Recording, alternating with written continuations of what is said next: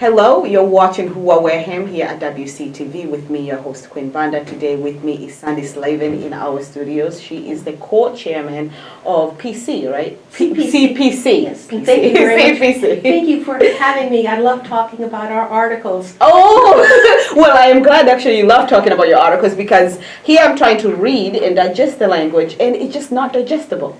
Oh, I'm sorry. It has to be legalese, so yeah. Oh, okay. Oh my goodness. So I brought you here in our studios today so you could help us digest this language, really break it down, chew it, and just pretty much put it in a blender and we're just gonna drink it. Okay. Give us a smoothie basically. Okay. All right. So there are a few articles that have to do with CPC, such as Article 14, 15, 16, and 17, which people are going to be voting for during the town meeting. It's coming up very soon as well. So let's start with Article 14. That's not a big one. It's titled Number of Members Community Preservation Committee. I believe that's the one they're trying to lower. Yes.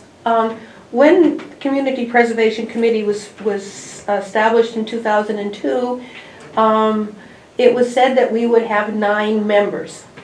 And so for 9 members, we would have recreation, historic, planning, open space, recreation. Anyway, it would be 5. Yes. 6, and then 3 at large. And what happened was that we have less people now. We only have 6 people members. But we still must have 5, which is a quorum of 9, yes, in order to conduct business. Well, we can't always get 9, 4, we can't get 6 of our members to come, and 5 barely makes it. So if someone has a commitment someplace else, we're hurting and we can't conduct our business. So the recreation, there's no longer a recreation department, so we figured that's not needed. We have several members at large, and we figure that we can reduce it down to 2, so that's a reduction of 3 out of the 9. It's just, we want to get our work done, but we can't if people do not show, you cannot get the work done. And some of them are in school, some of them have a business and have to attend other meetings that happen at the same time as CPC. It just happens. Yes. Well, okay, before we dive in then further into the articles, let's talk a little bit about what CPC is, right?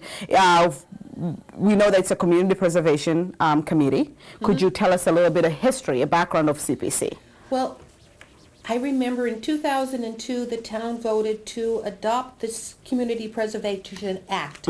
What that did is allow the town to assess property tax in excess of $100,000 from a fee from a 1% to 3%. And the town of Wareham chose to go with a 3%. So for anybody who has a home, anything in excess of $100,000 is taxed at a 3% CPA fund. And so what happens is the state says, we will match you. Which is that's a good part. I mean, so that you collect 300,000. You collect. Let's see. The first year we collected just over $300,000 from the town. Well, the next year the state matched that for us. So we now have $600,000 to work with.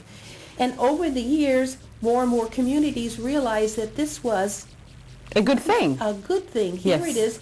The town contributes some, the state comes back and supports it and contributes. Now what happened, more and more towns have stepped in. And I'd assume that affected the amount of money that you're getting from the Commonwealth. Our pool kept decreasing. When it was first came in, we had a lot of money because they had thought about it and very few towns came in on it. So we had a nice pool, but as more towns come in, the pool has been reduced. Now at a 3% rate, what happens is the fund is allocated to everybody at 1%. Then there's more money set for the 2% people, and there's more money set aside for the 3% people. So last year, I believe our match was like 33 or 34%. That's still money we didn't have to raise ourselves to do some of the project. Now, something that's coming up is the city of Boston wants to come in on it. Now, you realize that even if they do a 0.5% or a 1%, whatever, that's a lot of money. You can imagine the type of funds that Boston can accumulate, and it's a concern that they will take the whole pot. But it's one of those things that so far, since we started collecting from the state and from the taxpayers, our CPA funds have brought in just over $12.2 million. Wow. That has allowed us to do projects for affordable housing, projects for open space, project for historic preservation, projects for recreation. So there's money that has been used by CPA, taxpayers, funds that they are, to focus on specific things in the town of Wareham. Wow. So I feel that you still are very hopeful and you're very glad and optimistic about everything, even though it's dropped to 30%, or it will keep on dropping, but even if it's 30%. That's still the money you didn't raise. That's right. We didn't have to raise it ourselves. Yeah. It's there for us to use. Now, what happens is that people submit a grant request to CPC. We vet it. We look at it. We research it. We talk to them. We say yay or nay or whatever. So we say, does it meet the criteria of being able to be funded by our CPA rules? If the answer is yes, we then submit an article for town meeting, because no money can be spent without town meeting voters approving the expenditure. So CPC submits the article. The selectmen say whether or not that article can go on the warrant, and that's another hard topic for me right now, because they denied two of us. They denied 3 projects in the last year. But once it goes on the warrant, FinCom and selectmen say they support it or don't support the article, and then it's presented to town meeting voters, and they say yay or nay to the particular project. So I'm sensing that even though the project meets the criteria of CPC, still selectmen have their own criteria? I don't know what their criteria is, but they've decided they didn't want 3 of our projects to be submitted to the voters, for the voters to decide. Don't you worry, I'll bring them here and they will have to explain themselves. Yeah, better. It's been unfortunate that 2 of the projects were additional affordable housing at the Agawam Housing Authority. Oh, it's too expensive. Well, if I'm those 4 people who are waiting for a home, to me that's not so expensive. And to be honest with you, of the $12.2 million we've taken in, we've spent less than, I think, $400,000 to create 7 affordable units in the town of Wareham. Out of $12.2 million, under $400,000 for 7 units. And that money is there to help the community. You got it. Well, there are so many different articles here, such as the 15, 16, and 17, all asking to get a little bit from CPC. Yes. Now, my first question is, do we know how much we have in there? Yes, we do. Okay. Matter of fact, at the end of each fiscal year, I sit down with the accounting department and we reconcile. I have my books as to what we've spent, what's available. They know what we've spent because they have the invoices that are approved for expenditures by the person who submitted the grant request. The work is done. It's then submitted to CPC. We say, yes, the work has been done, and we submit it to accounting for payment. So that at the end of FY16, we had available $1.3 million of funds that we could use. Then we get funds in for FY17, and right now that's just over $500,000 estimated because we don't have the exact amount from the state. Now we also have what is reserve. We, is a requirement to put a minimum of 10% aside every year for affordable housing, open space, and historic preservation. As an article comes for us, we can use those funds for that specific type of task, or use what is referred to as the unallocated, which would last year is the 1.3, left over from previous years that haven't been spent and carried forward. So we have a lot of money. Yeah, wow, that's very good news. Very good news. That, right now we have over $500,000 sitting in our affordable housing reserve that could only be used for affordable housing, and we keep accumulating 10% of our estimated revenue every year for the open space, historic preservation, and affordable housing. That is very good, because our article, I believe, Article 15 is asking for affordable housing and open space. That to buy an open space, and they're asking for $635,000, right? To get open space, and within that open space, I believe it's 1.3 acres. There is could be treated as affordable housing. There is a structure on there now that has 4 units in it. 2 of the units are 2-bedroom, and Father Bills, who is the co-author for this grant request, plans to put in 6 people in those 4 units to get them off the street, to give them a place to live, to get them a place to put their life together. So that this is an unusual grant. We've never had it where we have both open space, the Wareham Land Trust, and Father Bills and Mainspring saying we will come in together to buy these 10 acres that come along the Weeantic, which is a very precious piece of water, and also allow for affordable housing assistance. So it's a great thing, and there's no question about it that that money would come from the unallocated, which is 1.3 million. So we have the money to spend at 600,000 on it. Now, in conjunction with that, Wareham Land Trust, I believe, got a $35,000 grant to reduce the cost of the project, and the Affordable Housing Trust authorized the expenditure of $100,000 if funds can be obtained from other sources. So they don't get the $100,000 unless the town votes to the whole project. So. Wow. So I mean, you are for this. I could say you are for this. You are for getting people out of the street, and we need that, especially if they're trying to get their lives together. They cannot have a job unless they have an address. Whatever it is, we've got to get them out. We got to get them out. We have to help them. Yes, and that's what some of the funds can be used for. Now, what would you think would be reasons for people not to vote for this? I don't know. You would have to ask them why they would. To me, this is such a win-win. A win for our open space, a win for our homeless, a win for affordable housing. I mean, this would give Father Bills and Mainspring a project in Wareham with Turning Point, which is very critical for this town. And here it is. We can do this. Let's do more. Now, did the Father Bill explain to how those 10 people were going to be chosen? With them no explanation? We did not ask for that. That would not be CPC's criteria, just that they will try their darndest to get Wareham people in that site. Their criteria does not determine whether or not the funds can be allocated. Okay. All right. So it seems that we have money for that. Yes, we do. Very good. I hope people vote for it. Now, moving into Article 17, Lopes Field Play Area Engineering Plan. Yes. That they are only asking, this money, $75,000, is only to fund the engineering plan. Yes. This is not to build the Nope, not to build anything. Wow.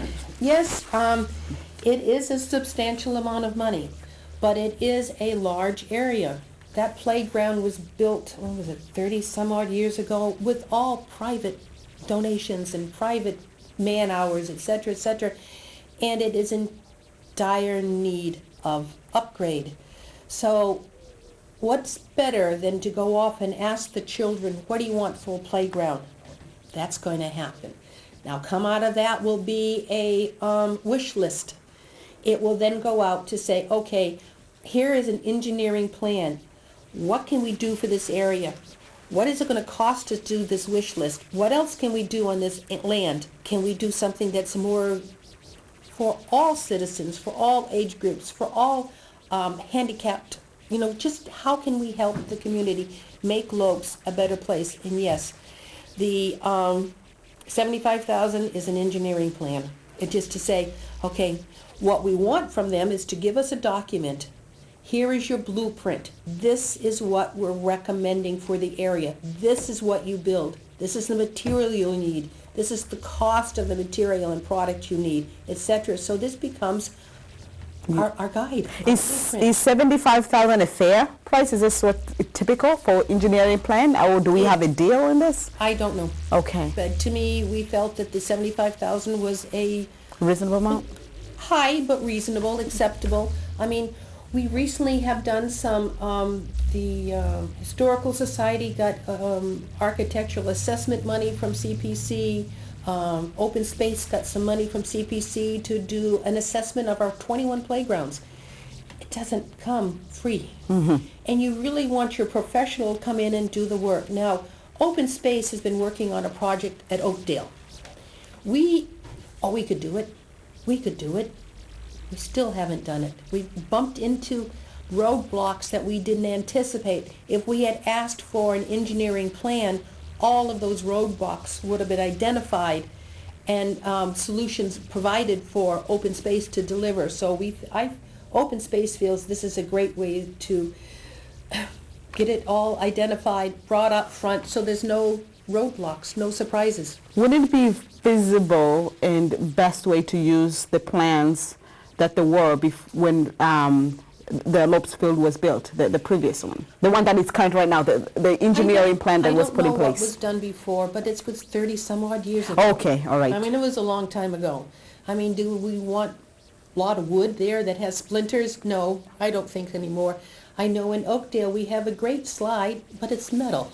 Can you imagine sliding in the down? summer? No, in the cold as well, so either way. The material has changed, the science of these playgrounds have changed so much that this is a good time to let's start from scratch and plan a playground for everyone. A walking trail for seniors, that type, or an exercise path away. There's just so many possibilities. And Onset is such a tourist place in the summer to have such, if we accomplish this, it's going to be... And Lopes has always been a destination playground for people in town because it is the biggest we have currently. It is in the best shape, not good shape, but the best shape of what else is around that's available. So I think it would be money well spent to come back with a blueprint. The group has pulled together a 501(c) to help with the donations. So who knows, when the engineering plan comes back, who knows how much CPA funds will be asked for and how much will be coming from the public. We won't know that until we move past this, get it approved by town meeting, put out a request for a proposal, and then work on the plan. Once again, do you see why people would vote against this? I think there would be some people who felt $75,000 is a little high. Okay. But if you put it out to request for a proposal, you put it out for $70,000, people are going to come back and bid lower than that. And if the funds are not used, it comes back into the CPC general unallocated fund. Okay. Doesn't mean all $75,000 will be used. Okay. But allows us to get, I think, a better bidder.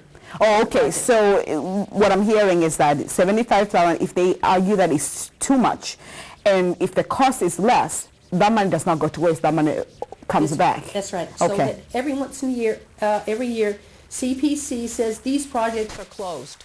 There's money left on them. We want the town voters to return that money back to our CPC unallocated fund so we can use it for another project. And that's what we do. We keep track of what's open, what's closed, and what hasn't been spent. Very good. Now, Article 16, Great Neck Union Chapel Restoration. Yes. That falls under... Historic preservation. Yes, historic preservation. May you please share some light in that? That chapel was built, 18-something, and it was recently moved here to be that 3 buildings that are on 495 Main Street. The meeting house is being restored. We have money to preserve and restore the old schoolhouse. And now the Historical Society is asking for money for the chapel. I have to say that I am a treasurer for the Historical Society, so that I had to step out of the room for all the discussions in CPC because I can't vote on something that benefits me as an officer of the Historical Society, but it's one more building in R3 that building doesn't even have electricity. Wow. So we like to bring in electricity. We like to put in a dehumidifier to reduce the impact of the environment on the inside. It's a beautiful little building. And it's a list, the project that asked for least amount of money, it's asking for $55,350. So, I mean, it's still money, but... It's still money, and that would come out of the Historic Preservation Reserve, which we have monies in order to support that. Absolutely. Now, when the building is finished, let's say when we vote for this and we restore the building, what kind of activities, how are we going to be utilizing the building to really get to feel like we're getting our money's worth? Well, right now, that building is being used several times a year for elementary school tours. So they're coming into the building now. Who's to say that with heat in it or restoration, it might very well be a designation chapel where someone rents the meeting house and the chapel and renews their vows in it or something like that. Who's to say? Okay. You know? Wow. It used to be, when it was no longer needed as a chapel down on Great Neck and Crooked River, it was used as a sewing circle. Duh. Well, who's to say? Yes. Now, when we first started talking about the amount of money that Commonwealth is giving us, kind of not matching, but just to say congratulations for raising money in your town, are you concerned that with more towns joining into CPC that we'll reach a point where we can no longer get anything? I don't think we'll ever get to that point. Okay. We have reduced our matching fund from the state has reduced a couple years ago. I think the state put in $25 million in the fund in order to help respond to the various communities who've signed up for CPC. I don't think I don't see the program dying. Okay. I do see the program funds from the state being reduced. To your knowledge, were there any other requests for different activities and programs that did not make into the articles to be voted in? One, it was the affordable housing that, okay. At Agawam. There was a request from the Wareham Boosters Club, I think, for redoing the ticket booth at the high school. We asked for information. They weren't able to provide it in time. So that wasn't even considered for an article. Okay. Because we did not get what we needed. We asked for a plan for the money they wanted to request. I think they were looking for $75,000, I think it was, to redo the ticket booth. And no plan, no blueprint, no how'd you come up with that amount of money. And then there was a question, who owned it? Okay. To apply for a CPA grant, you must show ownership of the property. All right. And I think that was owned by the town, or I don't think it's owned by the school. I think it was owned by the town. So they didn't go through the proper channels in order to submit the grant request. Just like when WCTV asked for funds to redo their building. WCTV asked for the funds. We could not accept it. It had to be from the town of Wareham on behalf of WCTV. Okay. Once that was happened, CPA funds were approved and voted on, and you see what happened to your building. Your old town offices look awful good to us. Thank you so much for doing that, by the way. I have to thank the garden club, because they're the ones that planted all those mums out. Absolutely, absolutely. They're here in the spring to make sure that those gardens outside look beautiful. Yes, it's trimming all that bittersweet that keeps growing. So what I'm hearing to kind of like close up our segment today is that we do have the money. This is not money coming from any other pockets, raising more taxes, asking for donations. No, we do have the money. And these projects that are listed here, they fit under CPC, the way money should be used. Yes, there are rules as to what can be expended. So only thing that people have to do is just raise their hand and say, yes, please, I support that article. Yes, I support that article. You'll be voting? Well, most certainly, I'll be speaking. You'll be speaking, I could just see it. That would be quite the show. I wear a red denim shirt every town meeting so the moderator can see me at the mic. I'll be looking forward for that. Well, I thank you so much for coming into our studios. Thank you for inviting me to speak to these articles. You did what I have asked you, which is to pretty much blend everything together and give us a smoothie. And it's quite a delicious smoothie. Well, thank you very much. Thank you so much for watching Who Are Wareham here at WCTV with me, your host, Queen Banda. With that, I wish you a wonderful day. Bye.